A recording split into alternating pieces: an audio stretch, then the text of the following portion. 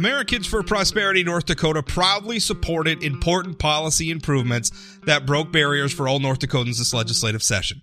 From tackling unnecessary and burdensome occupational licensing standards to fighting for tax relief, AFP is proud to have played a part in improving the lives of North Dakotans this year. Join AFP today by visiting www.afpnd.org.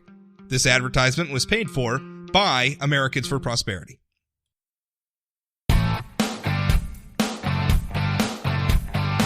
Welcome to the Plain Talk Podcast. I'm your host, Rob Port. Later in the show, Congressman Kelly Armstrong is on to take some of your questions. Remember, he and Senator Kramer are on every week, although we're reshuffling them a little bit this week.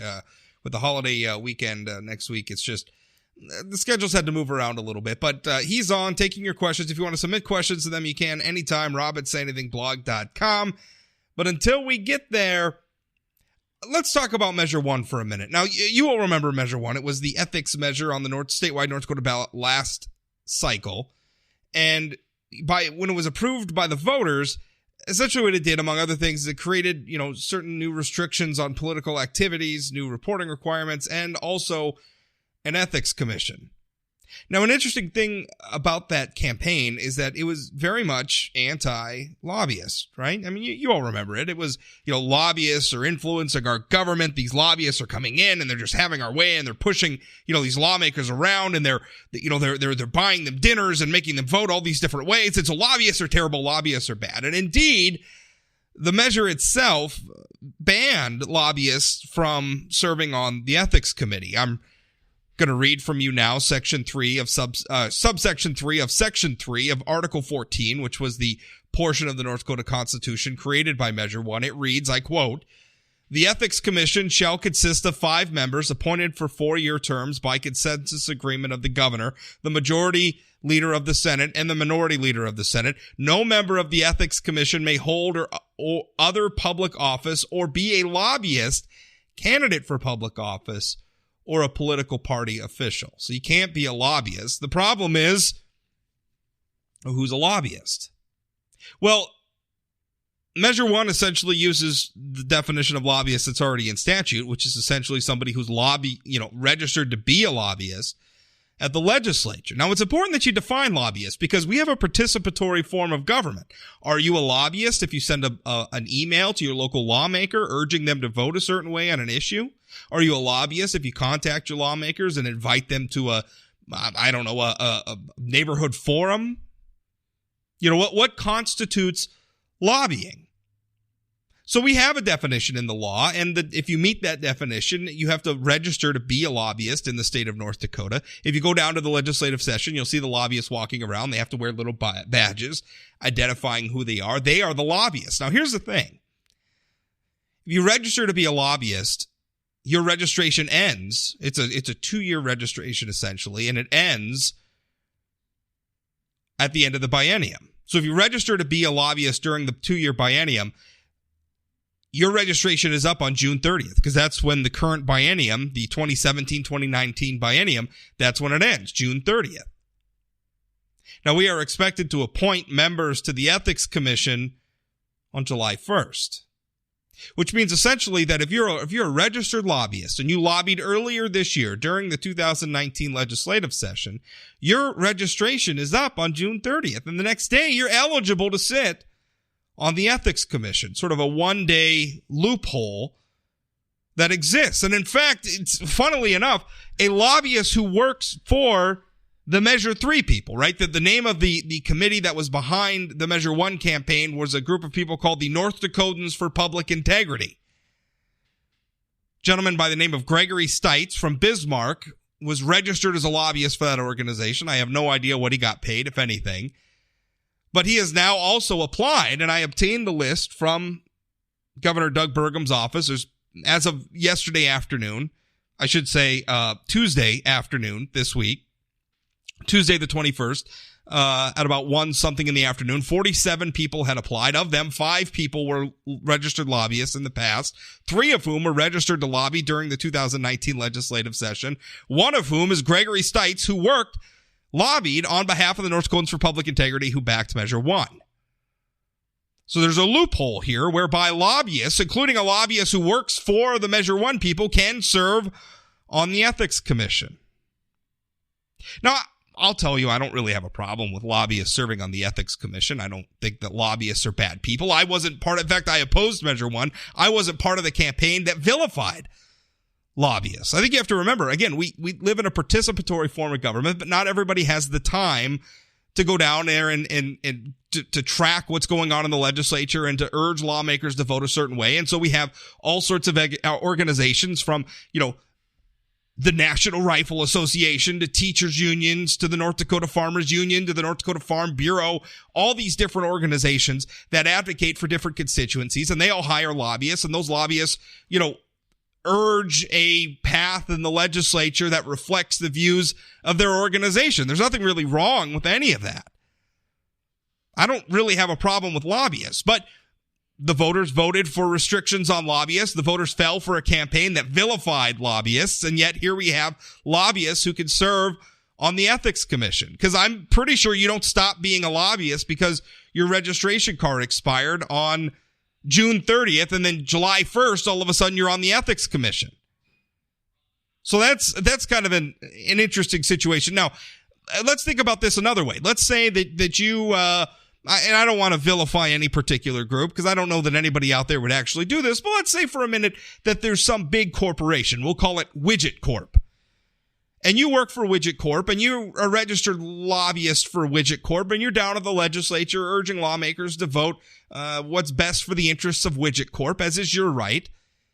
And then all of a sudden you decide, well, I want to serve on the Ethics Commission. And so what happens is your lobbying registration expires and you get yourself appointed to the Ethics Commission. And then somebody else who works for Widget Corp starts doing the lobbying. So you're not a lobbyist. You still work for Widget Corp, but you're not a lobbyist. But your friend is lobbying. And boy, now it kind of seems like Widget Corp has a real carrot and stick situation, right? Because on one hand, they have a lobbyist down in Bismarck who can sort of dangle a carrot in front of lawmakers and urge them to vote this way or that way and maybe buy them dinner or invite them to a social and buy them drinks or whatever. You can do all that sort of thing, although there's some restrictions on that now under Measure 1.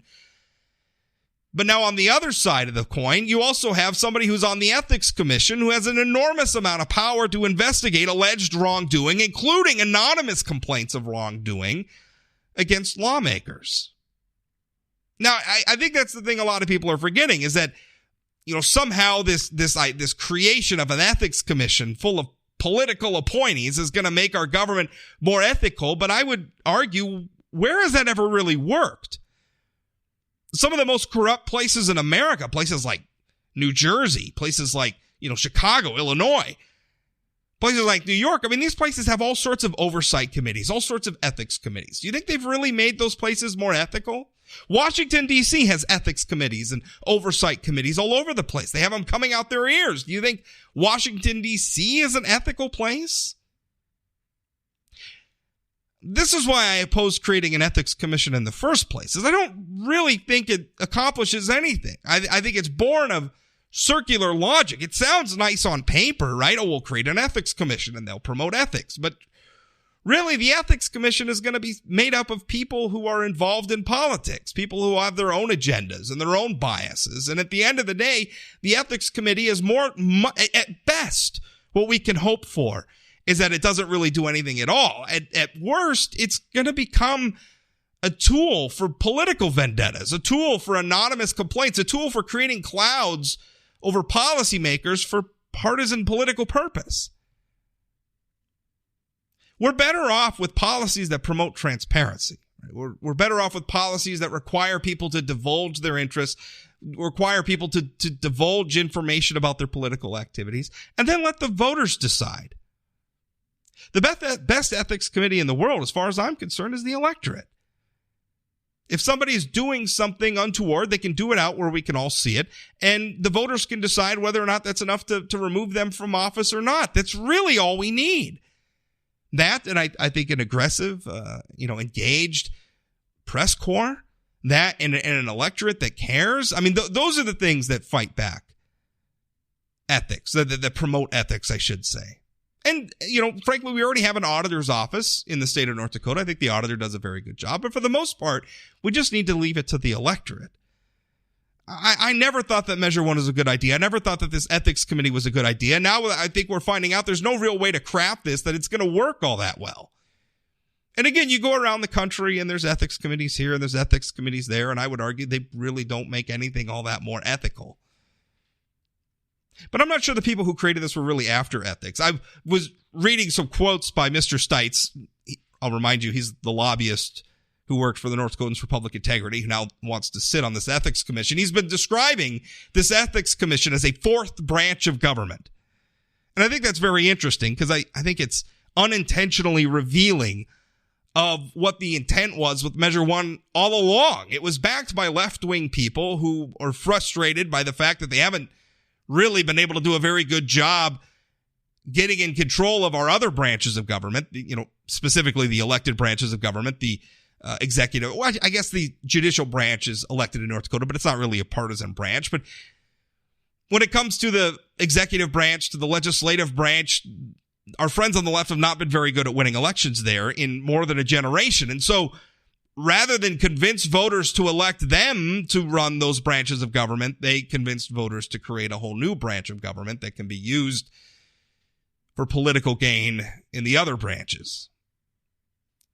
Maybe that sounds cynical, but I really believe that's what Measure 1 was all about. Something to chew on. My interview, straight ahead.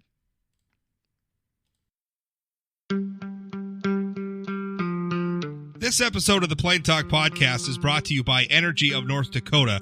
Oil and natural gas from North Dakota strengthens all of America. And through our abundance of talents, innovations, and technologies, energy responsibly produced here translates to worldwide economic stability. With producers and our communities working together, we're securing a sustainable future that generation after generation can build on. It's all happening right now with Energy of North Dakota. Learn more at energyofnorthdakota.com.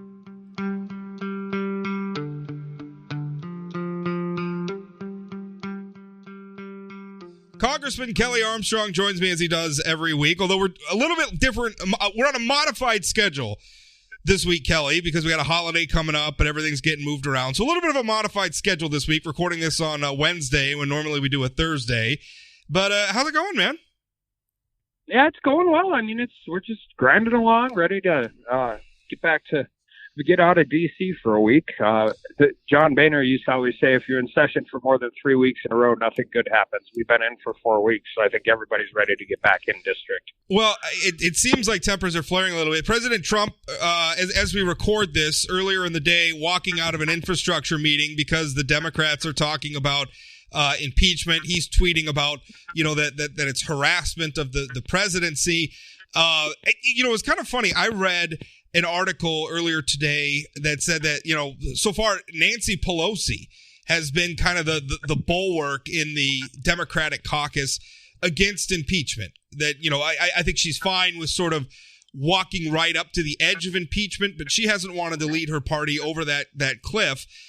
Because I think it is a cliff. I think you and I have talked about in previous segments that politically that would not be good for Democrats. I don't think that's what the American people want, but I think Nancy Pelosi agrees. She's been opposing that, but yet she is under an immense amount of pressure, including from other leaders of the Democratic caucus, to get some sort of an impeachment proceeding. So, I mean, what's going on with all this? Give us some clarity from what you see there in Washington.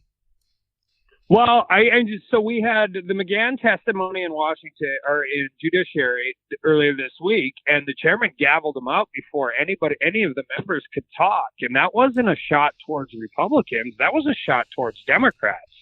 The Democrats on the Judiciary Committee really want to start impeachment proceedings. And I think we should back up and say they have started impeachment proceedings. They're just not calling it that. But so what is going on is I agree with your entire take on Speaker Pelosi, but I also think that the other problem is other chairmen who are doing investigations don't want it to necessarily start either, because once impeachment proceeding starts, everything goes to judiciary. So, I mean, there's a lot of internal things going on. I mean, Elijah Cummings, once impeachment proceeding starts, it is the Judiciary Committee's purview. And regardless of how you feel what's going on between the White House and the Democratic leadership in Congress right now, the communication to the other committees is going to be significant. It is not going to get better. Let's put it that way. I mean, speaking politically, and I hate to talk that way because it should, everybody, whether you and I agree with them or not, everybody should be doing what they think is best for the country. Ultimately, that's the job. Impeachment's a backstop to protect the Constitution, Sure. but it's also an inherently political process. Well, you're absolutely right. Well, the whole thing is politics are the means by which we govern. So we say things derisively, but I guess my point is there are Democrats out there who legitimately think impeachment is the right thing. We can have a debate about whether or not they're right, but they feel that way. That is what it is. Politically speaking, though, not only electorally do I think, because you look at when Republicans impeached Bill Clinton, that did not go well for them politically after that.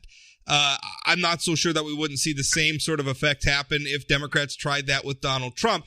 But also, as you said, it's almost better if Democrats leave this ambiguous, because if you jump into a formal impeachment proceeding, a lot of this other stuff that now there's a formal process. There's a very specific, very formal process for that. And a lot of this ambiguity and everything has to cease.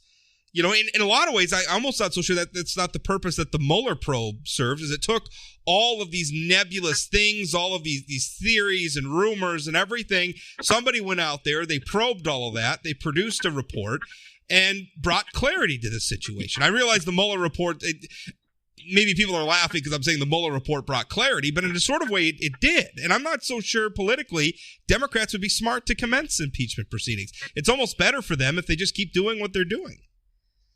Well, I can tell you there's 31 Democrats who won in Trump districts that think it would be a bad idea, and that's before you get into the timing of that.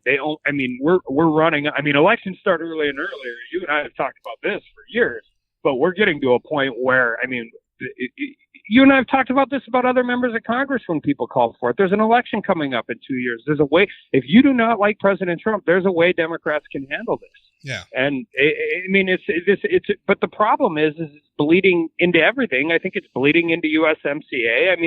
It's regardless of how you feel about it, we are getting to a point where absolutely nothing is going to be able to get done. I think there are a lot of people who didn't like Donald. I didn't vote for Donald Trump. I didn't vote for Hillary Clinton either. I ended up not voting for anybody for president. But I had a hard time with President Trump and a lot of what he was saying. I think he's been a better president than I expected. I think there's a lot of things I think he could do better. But I think there's a lot of people who felt that way. And I guess what I'm trying to say is there was an appetite out there for Trump bashing early in his administration. I sense, just as a commentator, at the highest levels of the FBI, by the way. Right. Well, yeah, that's absolutely true. I feel like among the public there's a weariness with the Trump bashing. Like there's a point at which, can we just govern? Can we just have a debate about welfare policy or trade policy or something? Can we just do that instead of this incessant Trump and Russians and impeach and everything else? I don't know that the public wants this anymore, which is why I think it'd be a bad idea if Democrats went over this cliff and impeached.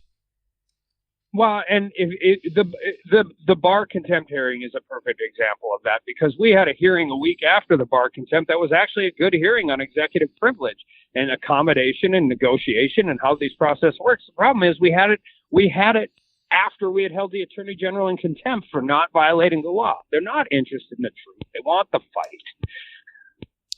This brings me back. We talked about this last week. I wrote a column about China, and everybody is looking at China in the politics of the moment. And the politics of the moment is the trade war is hurting economically people who primarily live in Trump country, soybean farmers being the big example here in North Dakota. And so my point was, well, we're all busy looking at it through this tiny lens of the politics of the moment, and we're not looking at the larger trends of, well, what's best for America's relationships with China for the next 10 years, next 20 years, next 30 years. I don't hear anybody talking about that. I think there's an appetite among American voters for somebody to say, how about we lead?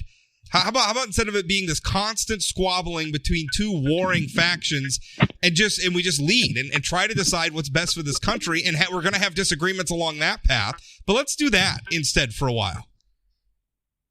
Yeah, and I mean, by the way, there are a lot of people on both sides of the aisle that want to move things forward. The problem is, particularly in the House, leadership determines what goes to the floor. We saw it last week with prescription drugs. We had two bipartisan bills that didn't get a single no vote in Energy and Commerce Committee nor the Judiciary Committee, and then they tack on Obamacare wish lists onto them solely for messaging. Now, the problem with that is prescription drug prices is something that comes up a lot. And I think there's bipartisan support to do something about it. But the leadership of the Democratic Party put amendments on the bill that ensured that it would pass the House on a partisan vote and will never get taken up in the Senate. Speaking of what we're talking about, I want to pivot now and talk about trade a little bit, because obviously with everything that's going on in China, there's a lot of hand-wringing. And again, I think it's a lot of politics of the moment stuff with people upset about the trade situation with China. And I can understand why people are upset with that. But now I'm looking at the USMCA. Still hasn't been ratified by Congress. That's the new, it's the trade deal that replaces the United States, Mexico, Canada agreement. It replaces NAFTA, the North American Free Trade Agreement. If we're worried about trade, why aren't we making progress on ratifying the USMCA and trading more with our friends in Canada and our friends in Mexico? There's bipartisan support. Heck, former Senator Heidi Heitkamp is actually that's one of her gigs now that she's not in the Senate anymore, and she's out there working to get the USMCA passed. So there's bipartisan agreement. What's the holdup? If we're all worried about trade, how about we ratify this very important trade deal to the benefit of not only the United States but our neighbors here in North America? Well, first, Canada and Mexico are our two biggest trading partners, and absolutely, and whether it's the ag country or not. Second of all, if you'd asked me last week, I would have been very skeptical. But a lot of things have happened starting on Friday and moving in that I'm a little more optimistic. One of the issues is Mexico's labor regulations. Well, their government passed a law that I think you can only interpret as strengthening their labor regulations. Interpret that as them trying to work with us and letting us know that USMCA is important. Trump removed the 232 tariffs on steel and aluminum, which was a huge part of getting this agreement ratified by all three countries. And I'm convinced we have enough votes on the floor of the U.S. House right now to pass USMCA, which is incredibly important. By the way, passing USMCA, getting new cattle or beef agreements with Japan, you think those don't put us in a better negotiating position with China as we move into this? Well, exactly. And I wanted to talk about the situation with Japan as well, opening their markets again to American beef. But what I'm scratching my head is, Democrats are in control of the United States House. I agree with you that the votes are probably there to pass the USMCA. We're all spending all this time hand-wringing about the impacts of the trade war with China. Well, okay, let's create a better trade situation for our country in ratifying the USMCA. Why is it not coming to a vote? Well, and I think this is the same thing when we talk whether there's impeachment or not impeachment. Whenever Speaker Pelosi has a chance to tack towards the middle or tack towards the left, and this is through her history as Speaker, not just this time as before, she ends up tacking to the left. And I think that's part of the problem. The reason it's not coming up to a vote is because she does not want to get the president a win. Now, I will say the White House is working very hard with both Democrats and Republicans on the House side to do everything they can to get a vote on the floor. And they're not always the best at that. I think that's been a realistic criticism of the White House. But Lighthizer, Mulvaney, and the team over there are working really hard, not just with Republicans, but they're working with Democrats as well to figure out how we can get this to the floor. Yeah, and like you said, an important step towards or an important tool, important leverage in our negotiations with China. If China's looking and saying, hey, the United States, they've got a brand new, spanking new, great trade deal with Canada, with Mexico. We're opening doors to Japan. At some point, that weakens China's position. By the way, speaking of Japan, how big a deal is it that country's opening the doors to American beef again? Yeah, I know. You start back with the last presidential election when both candidates came out against TPP, and that caused a lot of consternation, particularly in aid country. But these bilateral agreements, and this one with Japan, is incredibly important. And it's not just important to our beef industry, but once, I've always said, once you get the first one done, the second one is always easier. And also, I mean, as a secondary benefit, we are dealing in the same industry, and now we're in the same region as China, which is, I mean, I love the idea or hate it. And by the way, this is more than politics at the moment for a lot of our farmers in North Dakota. Absolutely. I mean, this is serious economic crisis. Absolutely. But the president, I mean, he is. I mean, and we should have information either tomorrow or Friday on the new mitigation package.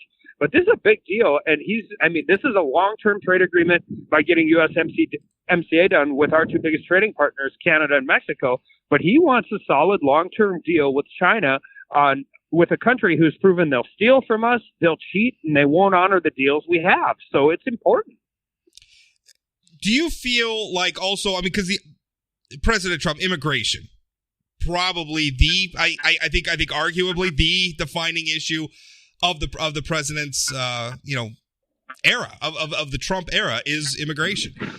Do you feel like when we get the USMCA in place, I have always felt like this, the more we trade with China, the more we can, open our economy Mexico, the more that we trade with Mexico, the more we can create opportunities in Mexico for people to stay in Mexico. Because a lot of the reasons people are leaving Mexico and trying to break into the United States is there's not a lot going on in Mexico. And I feel sympathetic to that. I understand. They want a better way of life. And heck, America's a wonderful place to live. I don't blame them for wanting to come here.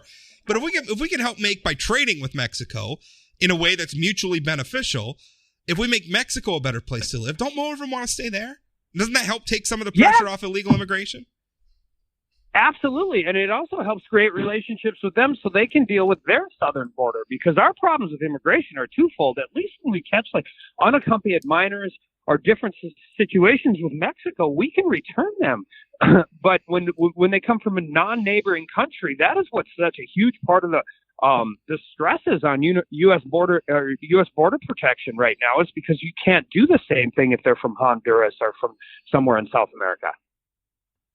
Yeah, well, exactly right. I mean, it starts with trade, and what you were just saying is once you get the first deal done with one of these countries, all the other deals, and that's not just with trade. I mean, once you're trading with Mexico, I think it becomes a lot easier to get along in other ways and say, hey, let's just resolve all these problems. Let's have nice working relationship. That's why we've always gotten along so well with Canada. I think it's just we trade with them. It's just everything's very easy with them for the most part. And that just is what it is. Kelly, anything else going on? What else? What's coming up? I know we're coming into the holiday weekend, Memorial Day weekend, obviously an important one to pause and reflect on all the people out there who deserve to be memorialized. But for Congress, I guess a much needed break coming up. Yeah, people are going back in district and all of that, and hopefully that'll give everybody a chance to reset. Maybe some cooler heads prevail, and we can move some of these big item agendas when we get back. Yeah, for sure. Kelly, thanks for your time. Thanks, Rob.